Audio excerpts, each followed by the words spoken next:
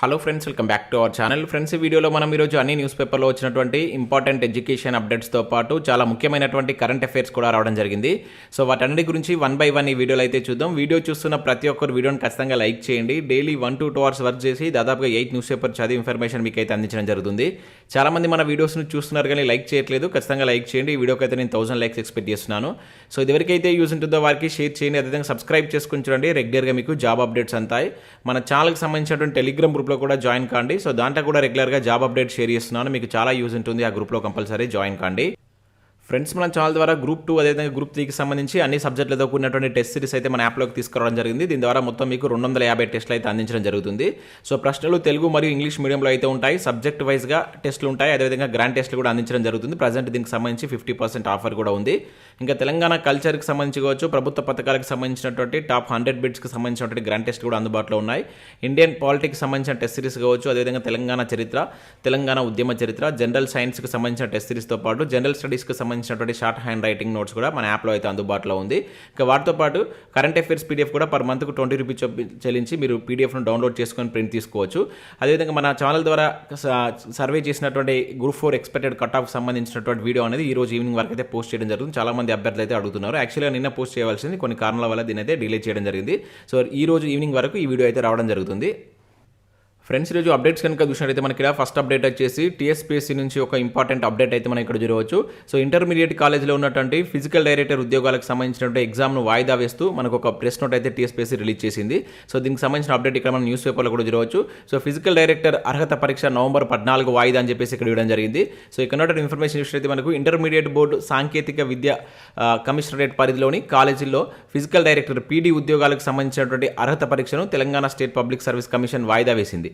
So ఈ నెల 14గా జరగవలసినటువంటి పరీక్షను నవంబర్ 14కు వాయిదా వేస్తున్నట్లు ఇక్కడైతే మనకి ఇవ్వడం జరిగింది. సో నవంబర్ 14 ఉదయం 10 గంటల నుంచి మధ్యాహ్నం 12:30 వరకు, అదేవిధంగా తిరిగి అదే రోజు మధ్యాహ్నం 2:30 నుంచి సాయంత్రం 5 గంటల వరకు నిర్వహించనున్నట్లు కమిషన్ కార్యదర్శి మంగళవారం ఒక ప్రకటనలో తెలియజేసినట్లు ఇక్కడ చూడవచ్చు.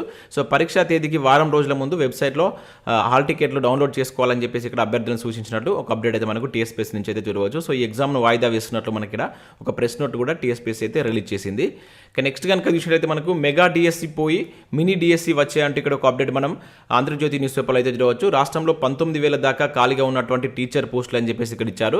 సో 6,612 పోస్టుల భర్తీకే సర్కారు ఉత్తర్వులు. సో ఖాళీలన్నీ భర్తీ చేయాలంటున్నటువంటి నిరుద్యోగులు, సో విద్యార్థుల సంఖ్యను బట్టి టీచర్ల నియామకాలు, ప్రభుత్వ స్కూళ్లలో భారీగా తగ్గినటువంటి ప్రవేశాలు, సో జీరో అడ్మిషన్స్తో 1,290 బడులు మూసివేత అని చెప్పేసి కూడా ఇక్కడ ఇచ్చారు. సో ఇక్కడ చూసినట్లయితే మనకు ఉపాధ్యాయ పోస్టుల నియామకాల కోసం ఏళ్ల తరబడి ఎదురు చూసినటువంటి నిరుద్యోగులకు నిరాశ మిగిలింది. సో రాష్ట్రంలో పెద్ద సంఖ్యలో టీచర్ పోస్టులు ఖాళీగా ఉన్నందున సో ప్రభుత్వం మెగా డిఎస్సి వేస్తుందని భావించినటువంటి ఉద్యోగార్థుల ఆశలపై నీళ్లు చల్లిందని చెప్పేసి ఇక్కడ చూడవచ్చు. సో రాష్ట్ర వ్యాప్తంగా ఖాళీగా ఉన్నటువంటి టీచర్ పోస్టులో సగం పోస్టులకు కూడా ప్రభుత్వం భర్తీ చేయడం లేదు. సో దీంతో నిరుద్యోగులు ఆందోళన చెందుతున్నారని చెప్పేసి ఇక్కడ ఇచ్చారు. సో ఇప్పటికే ఖాళీగా ఉన్నటువంటి పోస్టులతో పాటు పదోన్నతుల ద్వారా ఖాళీ అయ్యేటువంటి పోస్టులను కూడా ప్రభుత్వం పరిగణలోకి తీసుకోలేదు అంటున్నారు. సో ఇటీవలే ప్రభుత్వం 6,612 టీచర్ పోస్టులు భర్తీ చేపట్టాలని నిర్ణయించిన విషయం తెలిసిందే. అయితే వీటిలో మనకు పాఠశాల విద్యలో 5,089 పోస్టులు, అదేవిధంగా special education teacher and disabled దానిలో మనకు మరో 1,523 పోస్టులు అయితే ఉన్నాయి. సో వీటి భర్తీని TSPSC ద్వారా కాకుండా డిస్ట్రిక్ట్ సెలక్షన్ కమిటీ DSC ద్వారా చేపట్టాలని నిర్ణయించారని చెప్పేసి ఇక్కడ మనం చూడవచ్చు. దానికి సంబంధించినటువంటి వివరాలు కూడా ఇచ్చారు. మనకు భర్తీ చేయబోయేటువంటి టీచర్ పోస్టుల వివరాలకు సంబంధించి ఇక్కడ మనం చూడవచ్చు. అయితే ఈ కమిటీ జిల్లా కలెక్టర్ చైర్మన్గా, దీనికి సంబంధించి జిల్లా కలెక్టర్ చైర్మన్గా వివరించున్నట్లు ఇక్కడ ఇచ్చారు. సో అదనపు కలెక్టర్ వైస్ చైర్మన్గా, అదేవిధంగా DAO సెక్రటరీగా, జిల్లా పరిషత్ CEOలు సభ్యులుగా ఉంటారని చెప్పేసి ఇక్కడ ఇచ్చారు. ప్రతి జిల్లాలో ఆయా జిల్లా కలెక్టరేట్ నోటిఫికేషన్ జారీ చేస్తారు. అయితే రాష్ట్రంలో పెద్ద సంఖ్యలో ఖాళీగా ఉన్నటువంటి పోస్టులకు అనుగుణంగా భర్తీ చేపట్టలేకపోవడాన్ని నిరుద్యోగులు తప్పుపడుతున్నారంటే మనకు ఒక అప్డేట్ అయితే ఇవ్వడం జరిగింది. సో ఓవరాల్గా చాలా వేకెన్సీస్ ఉన్నప్పటికీ దానిలో మనకు దాదాపుగా 50% వేకెన్సీ కూడా ఫిలప్ చేయలేదని చెప్పేసి నిరుద్యోగులు ఆందోళన చెందుతున్నట్లు ఇక్కడ ఒక అప్డేట్ మనం ఆంధ్రజ్యోతి న్యూస్ పేపర్లో చూడవచ్చు. సో నెక్స్ట్ అప్డేట్ చూసినట్టయితే మనకి ఇక్కడ SGT కోరులకు DED వారే అర్హులు అంటే ఇక్కడ ఒక అప్డేట్ మనం చూడవచ్చు. సో గతంలో కూడా దీన్ని మనం చాలాసార్లు అయితే చూసాం. సో ఆన్లైన్ విధానంలో TRT, సో విధి విధానాలపై త్వరలో ఉత్తర్వులు, వెంటనే నోటిఫికేషన్ అని చెప్పేసి ఇక్కడ ఇచ్చారు. సో ఇక్కడ సెకండరీ గ్రేడ్ టీచర్స్ ఏదైతే మనకి SGT కోరులకు BEd చేసిన వారు అర్హులు కాదని, కేవలం DED చదివిన వారే అర్హులని ఇటీవల మనకు రాజస్థాన్కి సంబంధించినటువంటి కేసులో సుప్రీంకోర్టు తీర్పునిచ్చిన సంగతి తెలిసిందే. సో ఇదే తీర్పును రాష్ట్రంలోనూ అమలు చేయనున్నారు. సో వాస్తవానికి ఆ పోస్టులకు BEd చదివినటువంటి వారు కూడా అర్హులేనని జాతీయ ఉపాధ్యాయ విద్యా మండలి మనకు ఎన్సీఆర్టీ 2018లో ఉత్తర్వులు అయితే ఇచ్చింది. అయితే ఇక్కడ దానికి సంబంధించి చూసినట్లయితే దాని ఆధారంగా విద్యాశాఖ ఉపాధ్యాయ అర్హత పరీక్ష టెట్లో కూడా మనకు ఎస్జిటి కోసం రాసేటువంటి పేపర్ 1కు బీఈడీ అభ్యర్థులకు కూడా అవకాశం ఇచ్చింది. సో అందుకే బీఈడీ అభ్యర్థుల్లో దాదాపుగా 186,000 మంది టెట్ పేపర్ 1కు కూడా రాసేందుకు దరఖాస్తు చేశారని చెప్పేసి ఇక్కడ ఇచ్చారు. అయితే సుప్రీం తీర్పు నేపథ్యంలో సో విద్యాశాఖ తాజా నిర్ణయంతో సో వారందరూ పేపర్ 1కు హాజరయ్యేటువంటి వీలు లేకుండా పోయింది. సో మరోవైపు టీఆర్టీని ఈసారి ఆన్లైన్ విధానంలో జరపాలని విద్యాశాఖ నిర్ణయించినట్లు ఇక్కడ చూడవచ్చు. సో మనకు టీఆర్టీ అనేటువంటిది ఈసారి ఆన్లైన్ విధానంలో జరగబోతున్నట్లు ఇక్కడ ఒక అప్డేట్ ఇచ్చారు. సో ఇక్కడ చూడవచ్చు. సో మనకి ఇంతకుముందు గురుకుల కూడా సేమ్ ఆన్లైన్ విధానంలో జరిగింది. సో గతంలో పెన్ను పేపర్ విధానంలో రాత పరీక్ష జరిపేవారు. సో తొలిసారిగా కంప్యూటర్ ఆధారిత పరీక్షను నిర్వహించనున్నారు. సో ఆన్లైన్ పరీక్షలు కావడంతో అన్ని జిల్లాల్లో పరీక్షా కేంద్రాలు ఉండకపోవచ్చు అని తెలుస్తుంది. సో ఈ పరీక్షల బాధ్యత టీఎస్ ఆన్లైన్కు అప్పగించనున్నట్లు కూడా ఇక్కడ మనకు ఒక అప్డేట్ అయితే చూడవచ్చు. సో ఆన్లైన్ విధానంలో ఈసారి డిఎస్సి కండక్ట్ చేయబోతున్నట్లు ఇక్కడ విద్యాశాఖ నిర్ణయించినట్లయితే ఒక అప్డేట్ అయితే ఇవ్వడం జరిగింది. సేమ్ అప్డేట్ మనకి ఇక్కడ వేరే న్యూస్ పేపర్ కూడా వచ్చింది. సో ఎస్జిటి పోస్టులకు డీడీ అభ్యర్థులే అర్హులని చెప్పేసి ఇక్కడ మనకు మరొక న్యూస్ పేపర్లో కూడా ఇక్కడ చూడవచ్చు. ఆంధ్రప్రభ న్యూస్ పేపర్లో కూడా సేమ్ అప్డేట్ అయితే ఇవ్వడం జరిగింది అనమాట. మనకు అక్కడ ఇచ్చినటువంటి ఏదైతే ఈనాడులో ఇచ్చినటువంటి అప్డేట్ ఇక్కడ సేమ్ ఈ న్యూస్ పేపర్లో కూడా రావడం జరిగింది. ఇక నెక్స్ట్ కనుక విషయాలైతే గురుకుల పరీక్షల తుదికీలు ఖరారు అని చెప్పేసి ఇక్కడ ఒక అప్డేట్ మనం చూడవచ్చు. సో గురుకుల విద్యా సంస్థల్లో ఉద్యోగాల భర్తీకి సంబంధించి గత నెలలో నిర్వహించినటువంటి అర్హత పరీక్షల తుదికీలను గురుకుల విద్యా సంస్థల నియామక బోర్డు ఖరారు చేసినట్లు ఇక్కడ చూడవచ్చు. సో ఆల్రెడీ మనకు 2 days బ్యాకే వీటికి సంబంధించినటువంటి ఫైనల్ కీ అయితే గురుకుల వెబ్సైట్లో మనకు అందుబాటులో ఉన్నాయి. సో ఈరోజు మనకి ఇక్కడ సాక్షి న్యూస్ పేపర్లో దీనికి సంబంధించి అప్డేట్ అయితే ఇచ్చారు. సో ఇంకా ఎవరైనా మీ యొక్క కీస్ కనుక డౌన్లోడ్ చేసుకోకుండా అంటే ఫైనల్ కీ కూడా ఇచ్చారు, ఒకసారి మీరు చెక్ చేసుకొని ఇంకా చూసుకొని వారినట్లయితే అయితే ఇక్కడ మనం చూసినట్లయితే రోస్టర్ పాయింట్లో మార్పులు అని చెప్పేసి కూడా రావడం జరిగింది. సో ప్రభుత్వ ఉద్యోగాల భర్తీలో రోస్టర్ చార్ట్ కీలకంగా పనిచేస్తుంది. ఈ చార్ట్లో నిర్దేశించినటువంటి రిజర్వేషన్ల ఆధారంగా అర్హులను ఎంపిక చేస్తారు. అయితే తాజాగా రోస్టర్ పాయింట్లలో కొన్ని రకాల మార్పులు చేస్తూ సవరించినటువంటి రోస్టర్ జాబితాను మనకు ఈ గురుకుల బోర్డు వెబ్సైట్లో అందుబాటులోకి తీసుకొచ్చారని చెప్పేసి ఇక్కడ చూడవచ్చు. సో ఇందులో ప్రధానంగా 13-37 ఏదైతే మనకు ఎక్స్ సర్వీస్ మెన్ రోస్టర్ పాయింట్లో ఈ మార్పులు చోటు చేసుకున్నట్లు ఒక అప్డేట్ అయితే మనం చూడవచ్చు. సో రోస్టర్ పాయింట్ల దాంట్లో కూడా కొన్ని మార్పులు వచ్చినట్లు ఇక్కడ అప్డేట్ అయితే చూడవచ్చు. నెక్స్ట్ కనుక చూసినట్టు మనకు నాబార్డులో అసిస్టెంట్ మేనేజర్ ఉద్యోగాలకు సంబంధించినటువంటి నోటిఫికేషన్ అయితే రిలీజ్ కావడం జరిగింది. సో ముంబైలో ఉన్నటువంటి national bank for agriculture and rural development ప్రధాన కార్యాలయంలో దేశవ్యాప్తంగా మనకు నాబార్డు శాఖల్లో అసిస్టెంట్ మేనేజర్ పోస్టుల భర్తీకి నోటిఫికేషన్ అయితే రిలీజ్ చేసింది. మొత్తం 150 వేకెన్సీ అయితే ఉన్నాయి. సో వీటికి సంబంధించి మీరు డిగ్రీలో 60% మార్కులతోటి మీరు వీటికైతే అప్లై చేసుకోవచ్చు. ఇక్కడ చూసినట్లయితే డిగ్రీ సంబంధిత విభాగంలో బీఈ, బీటెక్, బీఎస్సీ కావచ్చు, బీబీఏ, అదేవిధంగా బిఎంఎస్, పీజీ డిప్లొమా లాంటి కోర్సులు చేసినటువంటి వాళ్ళు వీటికి అప్లై చేసుకోవచ్చు. సో ఇక్కడ ఏజ్ కనుక చూసినట్లయితే 21 నుంచి 30 years మధ్య మీ ఏజ్ అనేది ఉండాలి. సో దీనికి సంబంధించి ప్రిలిమినరీ ఎగ్జామ్ ఉంటుంది, మెయిన్స్ ఉంటుంది, తర్వాత interview, document verification and medical exam ద్వారా వీటి యొక్క ఎంపిక ప్రక్రియ ఉంటుందని చెప్పేసి మెన్షన్ చేశారు. సో ఈ నెల 23 తారీఖు అయితే లాస్ట్ డేట్ ఉంది. సో ఇక్కడ మీరు చూసినట్లయితే మనకు నవంబర్ 16వ తారీఖున దీనికి సంబంధించి ఫేజ్ 1 ఎగ్జామ్ అయితే ఉండబోతున్నట్టు ఇచ్చారు. సో దీనికి సంబంధించి ఇక్కడ లింక్ అయితే ఉంది. ఒకసారి మీరు వెబ్సైట్లోకి వెళ్ళి అక్కడికి పీడిఎఫ్ ఉంటుంది, దాన్ని డౌన్లోడ్ చేసుకొని చూసిన తర్వాత మీకు కనుక ఎలిజిబిలిటీస్ ఉంటే వీటికి అప్లై చేసేటువంటి ప్రయత్నం అయితే చేయండి. ఇక నెక్స్ట్ చూసినట్లయితే మనకు ఈనాడు ప్రతిభకు సంబంధించి చూసినట్లయితే సో ఇక్కడ జనరల్ స్టడీస్ ఆర్థమెటిక్ సంబంధించిన దానిపైన ఒక ఆర్టికల్ ఇచ్చారు. దాంతోపాటుగా మనకు ఇది భక్తి సూఫీ ఉద్యమాలు ఆధునిక భారతీయ చరిత్రకు సంబంధించిన దానిపైన కూడా ఒక బిడ్ బ్యాంక్ అయితే ఇవ్వడం జరిగింది. ఇది చాలా చాలా ఇంపార్టెంట్ ఏరియా అండి. సో గ్రూప్ 2, గ్రూప్ 3 ప్రిపేర్ అయ్యే వాళ్ళకి ఇక్కడ భక్తి ఉద్యమాలు అనేటువంటి టాపిక్ పైన లాస్ట్ టైం 2 or 3 క్వశ్చన్స్ రావడం జరిగింది. సో చాలా జాగ్రత్తగా దీన్ని చూసుకునేటువంటి ప్రయత్నం చేయండి. ఇక్కడ బిడ్ బ్యాంక్ ఇచ్చారు, ఒకసారి దీన్ని కూడా డౌన్లోడ్ చేసుకొని ప్రాక్టీస్ చేసే ప్రయత్నం చేయండి. సో ఇవి మనకు వివిధ న్యూస్ పేపర్లో వచ్చినటువంటి ముఖ్యమైనటువంటి education updates. Next current affairs చూద్దాం. చాలా చాలా ఇంపార్టెంట్ కరెంట్ అఫైర్స్ ఉన్నాయి. సో వీడియోని స్కిప్ చేయకుండా ఎండ్ వరకు చూడండి. ఖచ్చితంగా లైక్ చేయండి. సో మీకు ఒకటే వీడియోలో ఎడ్యుకేషన్ అప్డేట్స్ అదేవిధంగా కరెంట్ అఫైర్స్ కలిపి అందించడం జరుగుతుంది. చాలామంది చూస్తున్నారు కానీ లైక్ చేయట్లేదు. ఖచ్చితంగా లైక్ చేసి మీ మిత్రులకైతే షేర్ చేయండి. సో ఇక్కడ ఫస్ట్ కరెంట్ అఫైర్ కనుక చూసినట్లయితే ఇండియా స్థానంలో భారత్ అని చెప్పేసి ఇక్కడ ఒక అప్డేట్ మనం చూడవచ్చు. G20 నేతల విందు ఆహ్వాన పత్రంలో ప్రెసిడెంట్ ఆఫ్ భారత్ అని పేర్కొన్నటువంటి రాష్ట్రపతి కార్యాలయం అని చెప్పేసి ఇక్కడ ఇవ్వడం జరిగింది. సో కేంద్ర ప్రభుత్వం విదేశీ అతిథులకు ఇచ్చిన పుస్తకాల్లోనూ అదే తరహాలో సో మార్పునకు సంకేతం అన్నటువంటి అస్సాం సీఎం సో దుమ్మెత్తి పోస్తున్నటువంటి ప్రతిపక్షాలు తమ కూటమికి ఇండియా పేరు ఉండటం వల్లనే అని ధ్వజం అని చెప్పేసి ఇక్కడ మనం చూడవచ్చు. సో నిన్నటి నుంచి మనం ఈ న్యూస్ అయితే చూస్తున్నాం, చాలా వైరల్ అవుతున్నటువంటి న్యూస్.